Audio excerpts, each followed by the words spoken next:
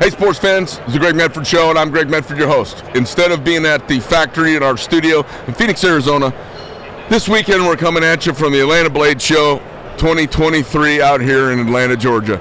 We've been talking to knife makers, leather crafters, horse whisperers, dog humpers, the whole 9 yards. We've had everybody in here. Today we're going to dial it back a little bit, and I don't have any wild turkey on the table. If I did, we'd hit a shot, but we're going to do a little vet talk. So, Max Mullen, how you doing? Welcome to the show. Hey, doing real good there, Greg. Pleasure to be here, my friend. Tell me what got you here to Blade Show today? Well, I live local. I live in Fayetteville, Georgia, and I normally come out to the Blade Show every year. I love knives. You know, from a martial arts background, I just love knives, anything edge blades. What kind of martial arts you do? Well, I study Kali, Wing Chun Kung Fu, Praying Mantis Kung Fu, Taekwondo, little Muay Thai. And so, you know, those arts right there. I haven't gotten into jiu-jitsu. Poo-tang, Dan-nang, you know all that stuff, yeah. Right? What did Eddie Murphy say? So you've done a bunch of martial arts and obviously did a whole career in the Army? Yeah, I served 26 years in the Army, retired in 2002. I did most of my service in the Army Rangers. Okay. Are you able to tell us where you went around the world? Oh, absolutely. I did 3 tours over in Korea. Okay.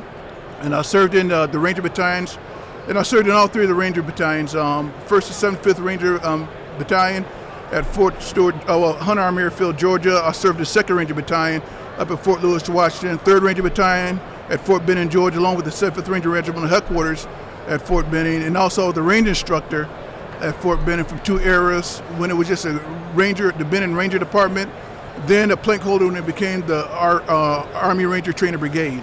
Okay. So it's been a pretty fun career. All right. Anywhere else around the world you've been? I did 3 tours. Like I did 3 tours in Korea. My 2nd tour in Korea, I had the opportunity to serve on the DMZ. Okay. We did rotations up there, and I had the opportunity to serve up there on the Z at that Gulf Post Olet and Gulf Post Collier. At that time, you had units that rotated up there for 90 days at a time. So I had a designated rifle section, which was like a sniper section. Yep. And so we manned the guard posts, and we also escorted the grunts when they did their patrols, day and night patrols also. And that was one of the best tours. At that time, they awarded what they called the MGM Scout Badge for service up on the DMZ. And on my 3rd tour, it was a little bit different. You know, things changed a lot. You know, after the Olympics, it grew so much that you didn't have the training footprint like you used to have back in the day before that. And I've been down to JLTC, General Operations Training Center 6 times. Where's that at? That's down in Panama. It's no longer there. You know, Panama closed. Yeah. And Fort Sherman was probably the best jungle school the Army ever had. It closed down when they turned it over to the Panamanians. They closed all the bases down, and that was stellar jungle training. Now they do the jungle training over in Hawaii, which is what you call real jungle. Real jungle is Panama. Yeah, that's real jungle. And also, I did training up in Alaska. You know, I went up there to the Northern Warfare Training Center, where I was instructor certified as an Art of Warfare instructor. Okay. That's when I was serving at the Ranger Battalion. All right. Went over to England, been to France, Germany.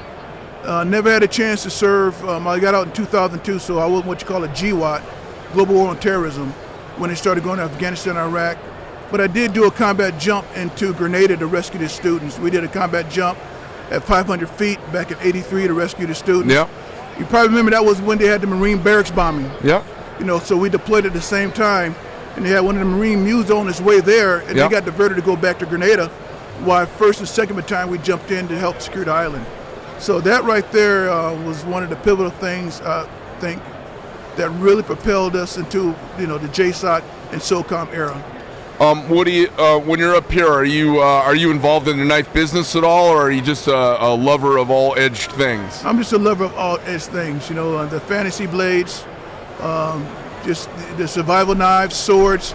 And I call the Blade Show the SHOT Show of edge weapons. You know, that's the best way to describe it. And this is probably one of the best ones I've seen, you know, because the last couple of years COVID hit. Yeah. And it was nothing but a shadow of itself, but now it's like unbelievable. A lot of new knives, a lot of vendors out here. I'm having a great time. So you got out when, in 02, is that what you said? I got out in 2002, that's correct. Mm-hmm. All right. How old are you? I'm 65. God damn, you look good for 65. So you got out in 02. God, that's 21 years ago. Man, it's for God's crazy, sake. man. It seems like only yesterday. I'm serious. It seems like only yesterday. I was telling somebody the Gulf War that I was in was closer to Vietnam than we are to the Gulf War. Yeah, no, that's It's kind of crazy to think about. It is. I was a ranger instructor during the Gulf War. They only deployed one company of rangers over there. They helped. They were looking for the Scuds. They did the Scud hunting and looking at some of the radar sites. But man, it's hard to believe, man. We were at war for almost 20 years. Yeah, crazy. Yeah, it is. You know, it's funny, when the Gulf War popped up, I had gone to OCS, and I was in college, and I dropped out of college to lose my officer contract to get forced back in the infantry so I could go. Because I said to myself in 1990, I said, man, we haven't had a war since Vietnam. There'll never be a war. There may never be a war again. I don't want to miss anything. I better go. Yeah. Jesus Christ, within a few years, we've been involved 2 decades of nonstop war in 2 countries. And I tell these young soldiers, I said, you got to be careful what you wish for. Yeah. And I tell them, you will see war. If you stay in long enough, you will see a conflict. And now with the way the current situation now with China and Russia, we're living in some strange times that it can happen at any time. Yeah. What's crazy is, as you get older, you find out, man, there's very little time between wars. Yes, yeah. That's actually the truth. It is. It is. We may not be having the global conflicts like we used to, but it seems like we have war all pretty often. Yeah, something's going on around the world, and somehow we always get involved in it, one way or another. Yeah. I've been, as I've gotten older, I look back retrospectively, and I think we've almost got nothing from all of our conflicts except dead friends and a lot of money and blood spent, and I feel like somebody is pushing us into this stuff because they're making money. You take a look at I came in '76, right? I came in '76. As you know, that was a 100-year centennial of our country. And when I came in '76, my goal, I wanted to be a soldier. I believe I was born to be a soldier. And the crazy thing about it, I lived on Okinawa back in 1963. And my dad, he was in the Army, so I was a dependent on Okinawa. I was 5 years. I remember it vividly. And I remember when the 1st Special Forces Group was there. And I remember when the 173rd Airborne Brigade stood up on Oki. And the thing about when it stood up, they were like the fire brigades.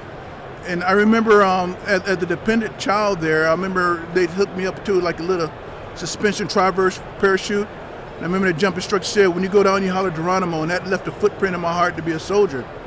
And little did I know, the 173rd deployed to Vietnam in '64. They fought at the Battle of Dak To, the Operation Junction City, major battles, and they never returned back to Oki. And I had the opportunity last month, they had the anniversary, they had the reunion of some of these 173rd veterans at Fort Benning. And I said I made it a mission to link up with those guys, and I brought them together and I said, hey, I just wanted to say thank you to you guys, because I was a young man, I was 5 years old, when you guys stood up on Okinawa. They were absolutely shocked and stunned. And I would say it's veterans such as you that made me into the soldier I am today. And what really touched me, one of the veterans came up and hugged me and said, you know what? When we came back from Vietnam, we weren't given a good welcome. He said, you gave us a welcome, what you just said, and he hugged. And so it was very humbling.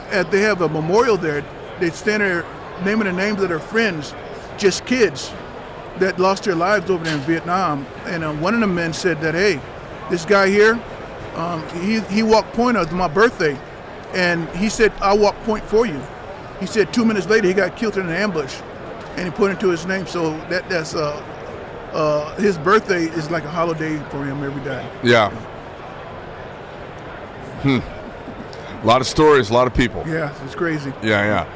What are you still connected with anybody who still serves, or has it been long enough now you're kind of separate? It's been long enough I separated. My daughter, she's in the Navy. I'm proud of her. She wanted to join the Army. It's not the same Army Daddy served in. What's she doing in the Navy? She's a corpsman up at Bethesda Naval Hospital. Cool. Okay. So she's doing great things, and I'm proud of her. Yeah, I got a hard time. My kids, I got a 17-year-old, a 14-year-old. Yeah. What do you think, Pop? And I go, I don't know, man. I don't think the country's earning it right now. They don't get your blood. You know, if someone's coming ashore, that's a different deal. But if it's Ukraine and China and Taiwan, not interested. Yeah, these senseless wars, that's what I'll call it. Senseless. We have no business getting involved in it. As far as like Ukraine, we don't. Why? For what? I mean, right. Ukraine is Ukraine. Yeah. What have you done since you retired? You do anything professionally? Well, right now I do a number of things. Do some acting, do a lot of speaking engagement. Motivational speaking, speaking at different events, and just a number of things. Where might we have seen you out there acting? What kind of acting? I was on 2 episodes of SWAT, season 1 and season 2.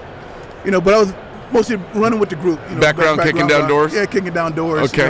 I was in Texas Zombie Wars. That was an independent film. That was on. It was on Netflix for a minute, but it's no longer on Netflix now. Yeah. And I was on the web series called Black, the web series. They made it into a full-scale movie. What was it called? Black.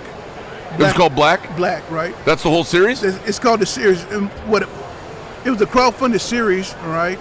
And the first season of it won the Holly Web Awards, right, for Best Action Adventure, won the Miami Film Festival Award, won the Army Service Award, and also won the Montreal Film Festival Awards, season 1. Why was it called Black? Black Ops? Black Ops. Okay. It's basically about a CIA operative, starring Miguel Vega, and it's almost like 24. Okay. Real fast-paced action, back-to-back, boom, boom, cool. boom, and it was a fun project. Tell me a little bit about what you've seen. You were in during some interesting years. We have seen a crazy. Where did you grow up? I grew up. My father was in the Army, so I grew up everywhere. Right. So in the South. I was born in Fort McClellan, Alabama, Anderson, Alabama. Okay. So I was raised doing the 60s and things, 60s and Yep. 70s, 80s and 90s. Yep. So I have a pretty good perspective of things. So the state of things right now is kind of crazy. Yes. And it was funny when I was coming up, I knew there had been big racial stuff before me. I was aware, I'm Right. I'm a pretty aware guy, but I didn't see much of it. Now, I'm not black, obviously, either, but I was in an infantry company, not too many black guys in the infantry company in the Marine Corps, but when I was in boot camp, it was really the first time I'd been around a lot of black guys. Right. There was, I don't know, it was probably half or 3/4 black guys when I went through boot camp. And I got along really well with it. It was like almost kind of a non-event. But I was the only white guy that would be asked to come hang out with black guys. And I was like, why is that? They're like, because you just say whatever's on your goddamn crazy mind. Blue-eyed soul brother, huh? What's that? Blue-eyed soul brother. Yes. So I guess my question to you is, you're living through a span that is clearly post-Jim Crow to this current strange reality I'm not sure about right now. And it's hard, in 20, 30 years from now, we're going to look back at this moment and we'll have a better picture of it. Right. It seems crazy to me right now. How is it for you? What's your perspective? Well, my perspective is this, people ask me about racism. Racism has been around since man walked this earth. Yeah. With Cain and Abel. Racism Sure. has been around. It's not going anywhere soon, right? And racism is taught. It's not inherited, right? And what happens is a nation divided, the people divided will never come together, right? As long as they keep divided. And a lot of this stuff is generated, this race baiting and things like that. It's creating. It's created, right? And to me, racism is a lot worse now than it was growing up in the 60s and 70s. That's what I feel. It's a lot worse, right? But I'm like, is that just because I'm protected in my little white privilege, or is that real? Because it seemed to me like it wasn't an issue when I was younger. It wasn't an issue. And the reason I say that, right, like for instance, Ocala, Florida, right? Ocala, Florida, that's where most of my people come from, Ocala, Florida. I remember going down there in the 60s, you go to the black side of town, it was really prosperous. I mean, the store was black owned, the gas station was black owned, you had the white section of town, but that's just how it was back in the days, right? But the black community was real prosperous. My grandmother had a farm, we had cows and everything was nice and clean, no subsidies, none of this welfare. There's a vibrant community. But you look back now, it's like, what the hell happened? Yeah. You know, it's just like it went south in a handbasket, right? And then as I was growing up, you have these leaders, right? These so-called civil rights leaders, and nothing but race baiters. You know, the Jesse Jacksons, the Al Sharptons. They want to keep this stuff going, you know. And like Al Sharpton, this dude, you know, he has no credibility whatsoever. You know, you remember Tawana Broadley. He goes up there, you know, and wind up being alive. Lives are destroyed. And what are you going to say? Oh, my bad, my mistake. And they get away with it. You know? So are you, would you say you're a conservative? Yeah, I'm conservative. Yeah. Is that when you get together with in-laws and the holidays, does that set you apart from everyone, or do you have a pretty conservative family? Oh, it sets apart. It get crazy. And when people talk about conservatives, right? I don't push my conservative on everybody. I said, you know, there's a balance, right? I respect everybody's opinion, things like that.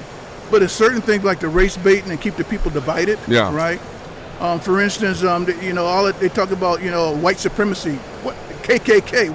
Where? I've never seen the KKK burning down anything. I mean, I don't see them marching and stuff. Yeah. But they keep throwing all this stuff out. You know, this incendiary bomb. Where is it? I don't see it. Right. You know, I hear a lot of arguments that are being recycled from the 1950s. Yeah. Like, you know, I mean, look, the March at Selma, all of those things, those are real things that happened, but they made a bunch of progress and changed our culture. We have made tremendous progress. Yeah. Tremendous progress, right? People, for instance, they try and get me, they said, Max, you ever faced any racism in the military? Hell yeah, I faced it.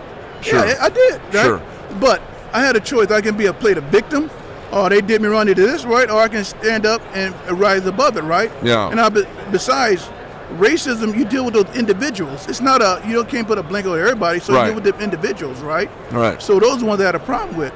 And so they said, but I said, look, if it was racism, I wouldn't be in the Ranger Hall of Fame. Right. You know, I was elected Ranger Hall of Fame, so I'm not going to sit up there and play the victim. I said, there's many opportunities for any nationality to raise up above in the military. You know? Yeah, I think people also forget, I think a lot of people are just, they're ignorant to the fact that no matter what color you are, let's say to make general, let's say to make the Hall of Fame, to make president, there are a million people on the way who are going to step on your throat trying to keep you back. Absolutely. Everybody who makes it to the top has dealt with somebody pushing them down, whether it's they don't like you or you're black or you're fat. Nature. Yeah, right, for whatever. Or you're a big mouth and they don't like you, whatever. And a persistent one hits that and just goes, I keep going forward, you know? You know, here's something that's amazing. I live here in the South, right? I love it down here in Georgia. And Georgia is rich in military history, right? Yep. You have national battlefields all over the place. Yeah. Just in my community, right? You had the Battle of Jonesboro, which was the pivotal battle of Sherman breaking the neck of the siege of Atlanta, right? In Jonesboro, right? I live no more than 10 miles from Jonesboro. There's the sign that said, at this point, General Sherman started his march to the sea. Right across the street's a QT gas station. To the left is a strip mall. Across the street, some apartments. But that Highway 85 was a line where over 3,000 Union and Confederate soldiers died right there. And I could take any kid in that neighborhood and say, hey, take me. You know what happened here? You wouldn't have the foggiest idea. You wouldn't have no idea what happened here, right? And that shows you history. Then there was a museum where they had one of the last battles in Jonesboro and Lovejoy. And they had a museum had Confederate artifacts, rare artifacts. They had a Confederate battle flag. Some city councilman got triggered because the Confederate battle flag up in there. So you know what? They removed all the exhibits from the museum. And so it cheated all those kids from seeing history that happened in their backyard. Yeah. And so that's what burns me about this stuff, you know. And you know, as soldiers, you know, I'm a veteran also, and I was an infantry guy. The right doesn't always win. Now, in the case of the Civil War, it ended up working out right. But in history, the winner writes the history, right? That's true, yeah. And those soldiers who were fighting in the Civil War for the South, they were not plantation owners. Yeah, only 4% of the population owned slaves. These were guys like They were like guys like you and me. Just regular people, They were guys right? like you and me. You had, brother against brother. Families were split. You had classmate against classmate. I hate the erasing of the history, and it doesn't mean I want to It doesn't mean I want the South to rise again. I want the South to rise again as part of the United States, right? Not the other way, not in the redneck way, right? Right. But to erase honestly, the gallantry of Southern effort of young men, even though the cause was wrong. Right. But they didn't pick the cause, because I never picked any cause. I just fucking showed up and saluted and did my job. If you ever go to the Kennesaw, the Battle of Kennesaw, right? It's called the Battle of the Angle, right? Where over 6,000 Union soldiers lost their lives in one day. The Battle of the Angle. And you look at that battlefield, you look at that area, right? And you see people running, jogging, and you say to yourself, did they realize what happened here? Right. The death that happened in this spot. Yeah. Both Union and Confederate. And I tell people there are 4 laws that were passed, right, that granted the Confederate soldiers, President McKinley said, we must bring our nation back together. Right. And I encourage people to go on YouTube, look at the 1913 Gettysburg reunion when they had these old timers of Confederate guys coming together, shaking hands, had black Union and Confederate soldiers there.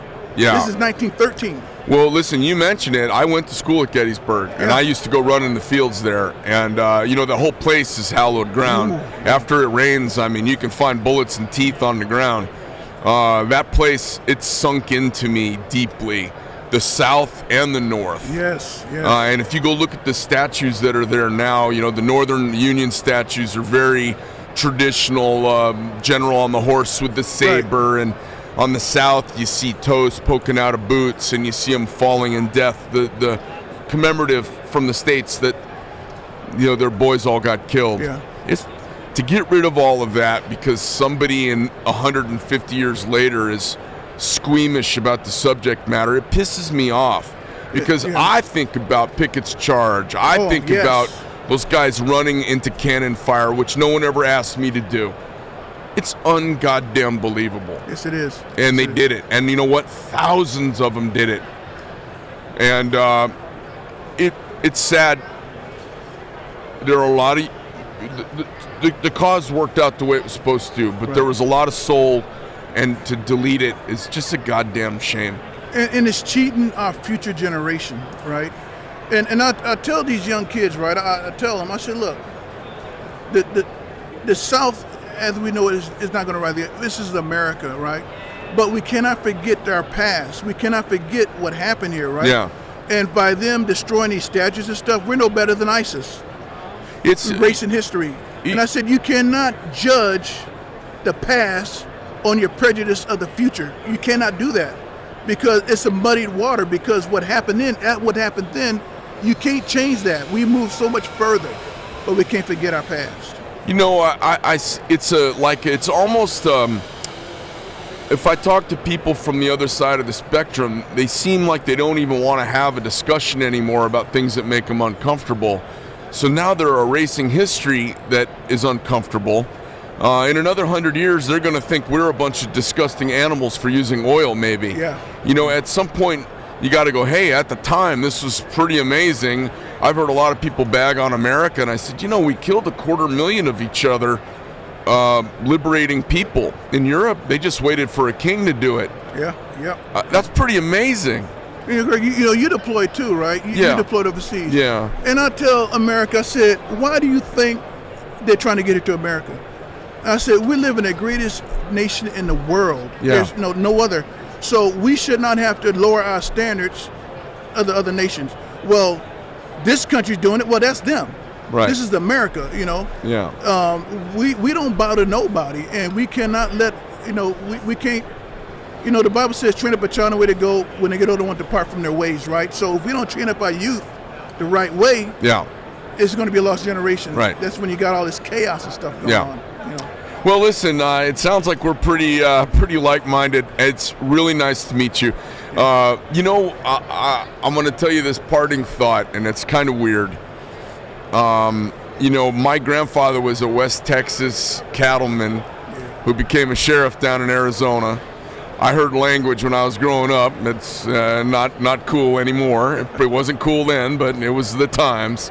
My dad was, his son. I'm 3 generations out from a lawman of the South. Oh, man, that's what I'm talking about. Okay. And he married a woman, and she was from from Mississippi. They opened the first integrated restaurant in Chandler, Arizona, because she insisted, much to his disapproval. Indians, blacks, Mexicans, Right. whites, all eating in the same place. I kind of was raised and heard, and I just figured I was this awful, must be a racist asshole. And the Trump first campaign came along, and then COVID happened. And then Trump started bringing up immigrants, talking about what was going on in their lives. And Right. he started bringing up people from, it actually was a rally, I believe it was here in Georgia. And I heard a guy from Uganda get up, and he talked about his business being shut down from COVID. And what I found out is like, I'm kind of a classist. I heard all of this kinship to immigrants and black people and all different kinds of backgrounds that I've been kind of isolated from. Right. And what I found out was I don't like lazy people. I'm really like prejudiced against lazy. I heard this guy from Uganda talk about his family's business, and it sounded like me. Yeah. He sounded like me. He didn't look anything like me. Right. And I said, oh, he's feels like a brother to me. And if you listen to your typical 55-year-old white lady, she sounds nothing like me. Right. And I was prejudiced against her. So it was kind of a weird, COVID changed my polarity a little bit. And so I'm pretty plain spoken. I'm super comfy talking about race, which makes lots of white people super squeamish. And I just think the country's way better than we get credit for. I think people are way better than they're given credit for. You're absolutely right. And I just choose to have this really optimistic, things are awesome now. They've been shitty in the past, and they're probably going to get better, but we got to be aware of it. Yes, we do. Yeah. Well, listen, I'm really thankful for you coming and spend a few minutes talking with me. I enjoyed it, Greg. Pleasure. Enjoyed it, man. Pleasure. Well, hopefully I'll see you next year at Plate Show. I'll be here, brother. All right. Thanks for being here. Hey, thank you for the invite, Greg. Yes, sir. All right, sports fans, that's the show. Check us out on iTunes, Spotify, and Rumble. Appreciate you being here. It's the Greg Medford Show. I'm Greg, and I am out.